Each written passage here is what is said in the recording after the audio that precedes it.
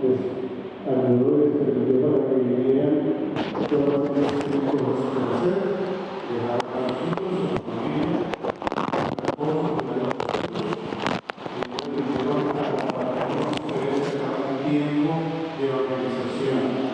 Yo quiero agradecerles a ellos la disposición de escuchar el llamado de Dios, de disponerse al servicio de vida para las almas. Yo también alimentarme de la oración y de las palabras de su compañía. Muchas gracias. Dios Padre, Dios la bendiga y les haya ayudado en esta misión tan bonita que tienen y abriendo la nieve, Dios me las ilumine con la gracia y la señal que van a volver a la salud. Un aplauso para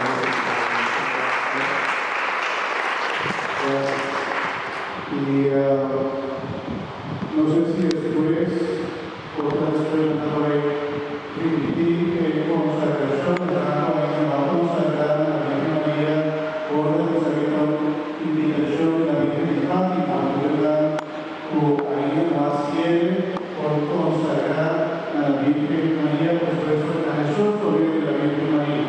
Y hoy cantaba ahí por después, por comenzar un grupo, sea aquí en la parroquia, por otra parroquia, o online, por mandar para Pedro, o así, por dar un sitio de preparación, otro día, si lo amén. Entonces, adelante. Vamos a levantar, háganos la palabra, por favor. Hermanas, tengan su día de gozo.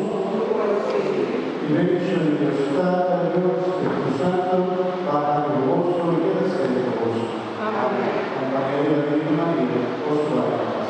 Gracias a Dios. Ahora María, está celebrando el último día de la vida. Que ahora la fiesta bonita. ¿Qué es ahí?